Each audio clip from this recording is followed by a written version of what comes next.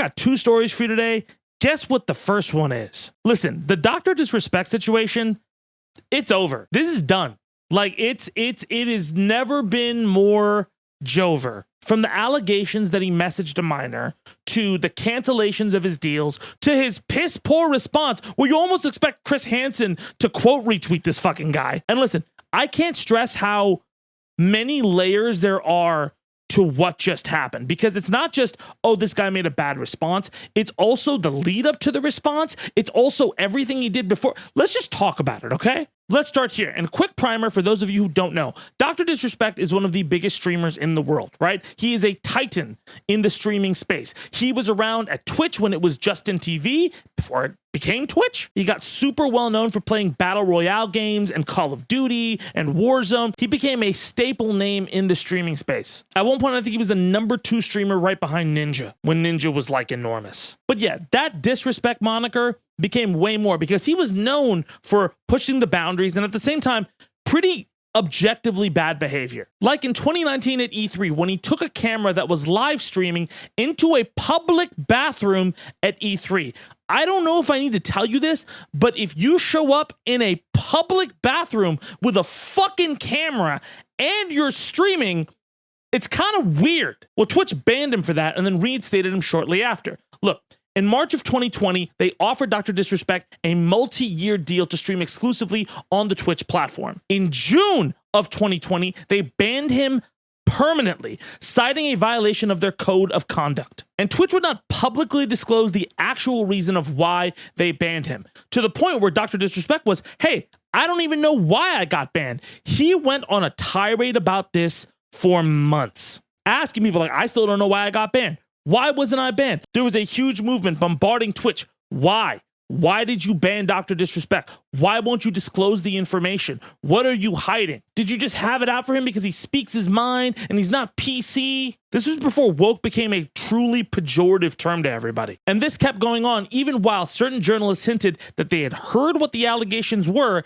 and that they were serious. Rod Breslau saying that he was informed why Dr. Disrespect was banned and that it wasn't for nothing. Dr. Disrespect is shortly after interviewed by the Washington Post, where he doubles down on saying, I do not know why I was banned, before eventually moving to YouTube to stream. Then eventually he said he had found out the reason from the ban and sued Twitch. Both parties settled, saying that neither of them committed any wrongdoing. That's a fucking gift, by the way. For his part, Dr. Disrespect said he's not going back to Twitch. Later in an interview saying that Twitch was a bunch of slithery, disgusting purple snakes who did what they did to the 2-time champion. That was tough. We didn't know why. And that he lost a bunch of deals with sponsors. Well, guess what the fuck? A couple days ago, Cody Connors, a former Twitch director of strategic partnerships, leaked that the reason Dr. Disrespect was banned is because he was caught using the Twitch Whisper system, that's their direct messaging system that they had for a little bit, to inappropriately message a minor on the platform, to the point where they had plans to meet up at TwitchCon. Twitch saw the messages and banned him. And then another employee corroborated the story. Slasher tweeted out, hey, I didn't lie. And in response to that, Dr. Disrespect tweeted out this. Listen, I'm obviously tied to legal obligations from the settlement with Twitch, but I just need to say what I can since this is the fucking internet. I didn't do anything wrong. All of this has been probed and settled. Nothing illegal. No wrongdoing was found, and I was paid. Elden Ring Monday. Hey, motherfucker, why is it so hard to say I did not message a minor? Because you fucking did. That's wrongdoing. The next day, he was dropped from Midnight Studios, the studio he founded, with the creator saying that he can't work with somebody who would message minors. On top of that, Turtle Beach, the headset company, ended their relationship with him as well, with a lot of the Turtle Beach products with his face on it, leading to just links to their website. And honestly, yesterday, Bloomberg reported that they had 3 sources confirm that the messages in question that Disrespect sent were sexually explicit, leading him to release this statement, which I'm sure many of you have already read, but we're going to go through it for those of you who didn't get to see this just train wreck of a dumpster fire of a fucking response. The Twitch ban. Hello, I'd like to make a quick statement. Let's cut the fucking bullshit. As you know, there's no filter with me. Just a quick side note. If you ever say that there's no filter with you, I don't ever fucking take you seriously. Not because that there's no filter with you, but because most people who just say whatever the fuck they're thinking, just say whatever the fuck they're thinking. If I want to call you a bitch, I'm gonna call you a bitch. I don't need to preface it by saying there's no filter with me. No, you're just a bitch. I've always been upfront and real with you guys on anything that I can be upfront about, and I'm always willing to accept responsibility, which is why I'm here now. First and foremost, I do want to apologize to everyone in my community, as well as those close to me, my team, and everyone at Midnight Society Game Studio. A lot of people have been left in the dark about what happened yesterday with Midnight Society and I, and we made the painful decision collectively to have me step down. Collectively. Our team is full of incredibly talented and good people who have high career ambitions and families that never want to jeopardize the culture we have carefully created. FYI, Robert Bowling, the studio head of Midnight Society, said, if you inappropriately message a minor, I cannot work with you. Period. Makes me think it's not as mutual, Mr. Disrespect, you fucking tool. Now that 2 former Twitch employees have publicly disclosed the accusations, I can tell you my side of the story regarding the ban. Were there Twitch whisper messages with an individual minor back in 2017? The answer is yes. Not starting out great. Were there real intentions behind these messages? The answer is obviously not. These were casual, mutual conversations that sometimes lean too much in the direction of being inappropriate, but nothing more. What? Nothing more? Like that is nothing. That's nothing. Okay, my guy. Nothing illegal happened. No pictures were shared. No crimes were committed. Nothing more. Just sexually explicit messages with a minor. I never even met the individual. Of course you didn't. You were banned before that happened. I went through a lengthy arbitration regarding a civil dispute with Twitch, and that case was resolved by a settlement. Let me be clear, it was not a criminal case against me, and no criminal charges. My dude, you know, it's times like this I wish O.J. Simpson was around, so he could just see this and be like, you know what? That guy really fucking gets me. I'm sure he's smiling up at you right now. He goes on to say, now from a moral standpoint, I'll absolutely take responsibility. I should have never entertained these conversations to begin with. That's on me. That's on me as an adult, a husband, and a father. It should have never. Okay, if that's the case, then you don't say nothing more. Period. You don't. The way this is phrased automatically is a problem. For him to go on in the next paragraph and say, social media is a destruction zone. I'm no fucking predator or pedophile. Are you kidding me? Anyone who truly knows me fucking knows where I stand on those things with those types of people. No, we fucking don't. Because we didn't know that you fucking did this. Like, what are you talking about? If you're admitting to what you did was fucked up, that's it.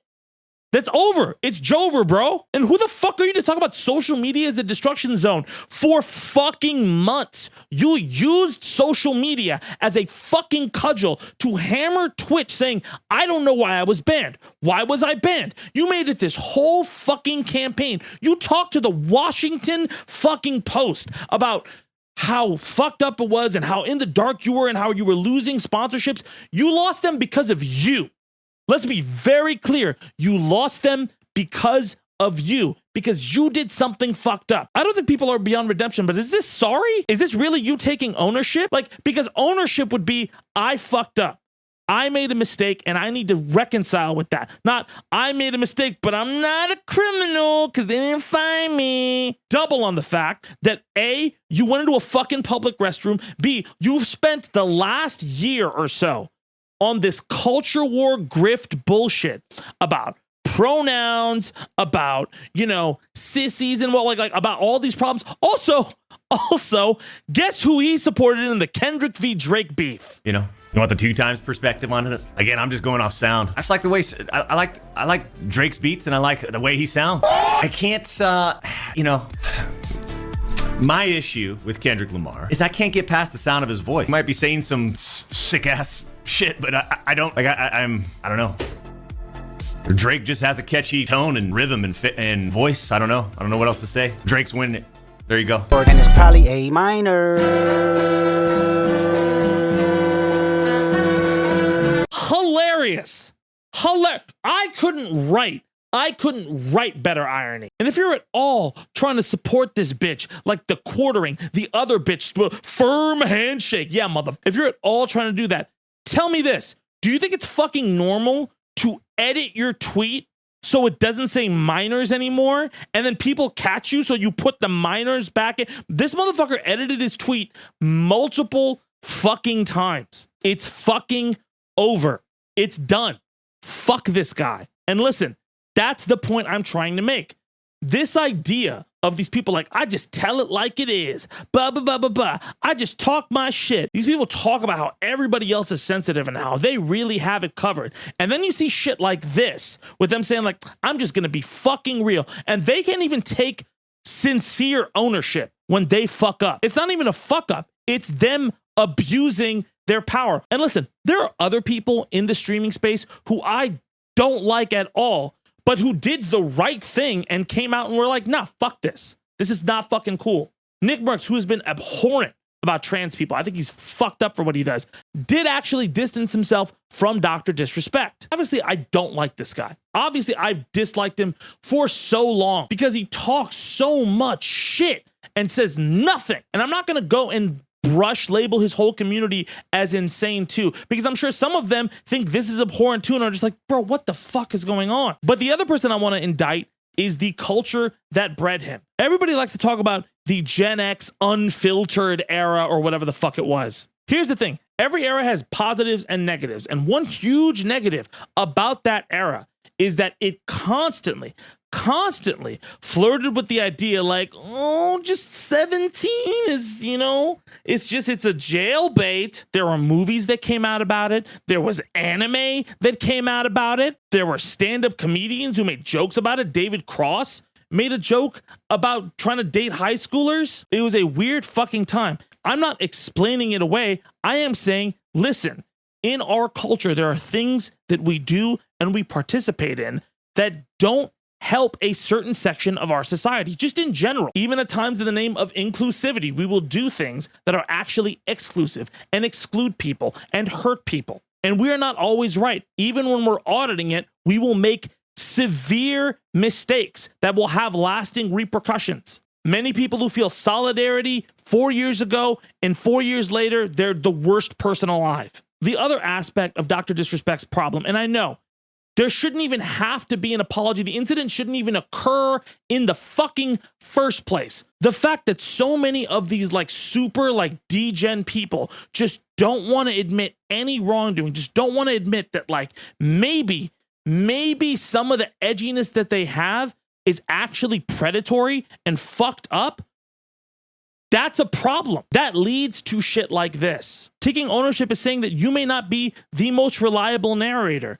You may be shitty. And it's just really weird for me for somebody to say, I am no filtered and I take ownership.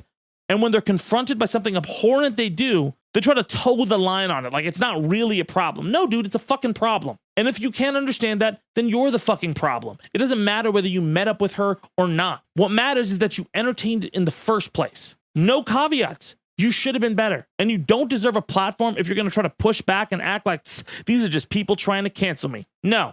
You fucked up, period. And if you didn't, then explain what the game studio you founded doesn't want you there anymore. That's my thoughts. Let me know what you think in the comments. Very quickly, if you're liking the show so far and you're liking the stories we're getting to bring you, I just want to let you know that our show is sponsored by Magic Spoon. Again, you may have already heard of Magic Spoon or seen it in stores with those bright, colorful boxes that are kind of evoking the nostalgia of Saturday morning cartoons. I was personally curious about it, and so I picked up a variety pack, and it has been my go-to snack literally for the last 3 weeks. It's a simple, zero sugar, high quality cereal that's both grain-free and keto-friendly, if you're interested in that kind of stuff. And it's perfect for people who are diabetic like my mom, or for people who eat too much cereal and have to realize, hey, you need a little less sugar in your life. And listen, I've been going hard on getting back into shape over the last few weeks, and it's been a great assist when it comes to that. Again, out of that variety pack, I devoured the frosted flavor really quickly. That was my favorite flavor out of all of them. Ran through the peanut butter flavor as well because I paired it with yogurt and it gave it that little crunch. I'm going through the cocoa flavor now, and it feels very much so like Cocoa Pebbles. And when I say great assist, I do mean it. It's got 13 to 14 grams of protein. And if you want to try one of those variety packs out and see what you like, you can go to magicspoon.com/Zed, enter in the code Zed, and get $5 off. And listen, Magic Spoon's also got a 100% money back guarantee. They call that a happiness guarantee. And if you try it and you don't like it, you get a full refund. But yeah, this has been a great snack over the last few weeks. I mean, especially because Evo has been really bearing down on me, and I need brain food, and I'm obsessive about cereal. So listen, if you love cereal, you need a zero sugar option, and you want to help this cool rapper guy's news show, go to magicspoon.com/Zed, enter in the code Zed, and get your boost today. Okay, very quickly, I have one more thing I want to say before we go. As you know, it's an election year, right? Media's pumping horse race stories everywhere. There's a bunch of culture warriors all over X, and people going to war like fucking Bannerman in Game of Thrones with their chosen candidate there. We're knee fucking deep in it. And listen, because we live in 2024, most of the campaign messaging and the fights you see and everything you see is on social media, because that is the best delivery system for campaign funds, and it's also free a lot of the time. It has an outsized impact compared to everything else. People still run TV ads, but like that's the wave. Okay, here's a secret that social media managers have talked about for so fucking long that people don't tend to notice. If there is a piece of popular media or entertainment with a long lead up that comes out, and there is a large backlash that feels illogical, not that somebody's hurt by something happening, but somebody is hurt for an illogical reason that feels almost like nothing to do with the point of what comes out, that is a backlash campaign in an election year. And it has happened multiple times. It has happened with The Last Jedi. It's happened with The Last of Us 2, happened with Hogwarts Legacy. Listen, you are allowed to dislike those games. You can even have moral objections to all of them. But specifically with the way those things are pushed out and the way they disseminate on social media, it is a fucking targeted campaign. And every social media manager, it's like an open secret. We all fucking know. Spoilers for One Piece, and I'll list the spoiler tag below so you can skip over the spoilers if you don't want to hear it. One Piece had a new chapter that came out, and it had a huge revelation about one of the characters. Essentially, Luffy, the main character, has a very cool power-up, and they've been hinting for months and months, that this character, her name is Bonnie, may be able to have that same power or transformation or whatever. It's clearly laid out. There's very clear foreshadowing, almost literally saying that it's possible. And lo and behold, it actually happened in the last chapter. And there was a very unusual uptick in just a bunch of people being really mad, saying, what is this Disney ass shit? And that phrase really was interesting because it caught my eye, because it was used constantly, almost like a talking point. And I'm not saying everybody used it as part of a coordinated backlash campaign. That's not what I'm saying. But I am saying that it's being boosted like that. It was way too prevalent, and it was in a lot of places. That campaign ended up dying down because a large amount of the community was really like, what the fuck are you talking about? This week, there was also severe backlash to Elden Ring being too hard. Some of it was legitimate. Some people genuinely feel it's too hard. But the way it was coordinated and some of the talking points used are very indicative of that. Here's what I'm trying to say. Please, please, please, whether it's legitimate or not, take every single amount of just like overreaction in the next 6 months with the tiniest grain of salt. I'm not going to be like Hillary Clinton and say Russian bots are doing everything. That's not what's happening. But there are coordinated waves of anger that coincide with culture war grievances that happen all the time. It's not only for Republicans. It happens for leftists and liberals as well. This entire thing is a game of demographics. And if you like a piece of media, you are part of a demographic that piece of media seems to capture. And if they feel that you would be advantageous in either buying their product or being on their podcast or getting angry about something and then fucking disengaging with them and going this way, like they will do everything in their power to play on your identity, to use you for their cause. People like Sean King did this. People like Alex Jones did this. It is open season. And again, I am not saying if you disliked the One Piece chapter or you weren't a fan of House of Dragon or you think Elden Ring is too hard, I'm not saying just because you believe that you're a grifter. You're not. You probably legitimately feel those things. But I'm saying there's a specific wave and style in social media that shuts down discussion specifically around entertainment properties and makes them toxic to talk about or engage with, that is used by people to galvanize others into voting blocks. Caitlin Clark and Angel Reese. Caitlin Clark and Angel Reese do not want to deal with the culture war. They specifically do not. I know a lot of people are choosing sides. It's very similar to Larry Byrd and Magic Johnson. Two giant movements are trying to use these people as avatars. This is the homegrown, nice white girl who can shoot a three-pointer. This is the bad, degenerate, rough black guard who's starting shit with her. That's not how they see it. They have both sent messages of respect to each other over the years. It's competition. Larry Byrd and Magic Johnson had the exact same issue in the 80s. The exact same issue. They were avatars for this grievance culture race war that people were trying to start. And they fucking hated it. They just wanted to play ball against each other. And if you hear them talk about it, they're the best of friends. One of the first people to call Magic Johnson after his AIDS diagnosis was Larry Byrd. All this to say, listen, if you have concerns that are legitimate, I'm not dismissing your concerns, but I am saying people are exploiting them. So just be really, really fucking careful. Because as a social media manager, I know this shit happens all the fucking time. That stuff doesn't matter. It's designed to piss you off and it's designed to brainwash you, regardless of the candidate you support, to being in a box. Don't fuck with it. Watch what you want to watch. If you like the Acolyte, watch the Acolyte. If you hate the Acolyte, watch something else. If you like One Piece, watch One Piece. If you don't like One Piece, why? It's so good. It's so fucking good. But anyway, that's our show. Thank you guys so much for watching. If you like what you heard, please subscribe and hit the bell so people can be like, oh my God, you made another thing. Go watch last week's Freestyle of the News. I'm really, really happy about the response. And we'll be back with another one on Sunday. Anyway, my name is Tabani. Thank you guys so much for watching, and I'll see y'all soon. Let's go.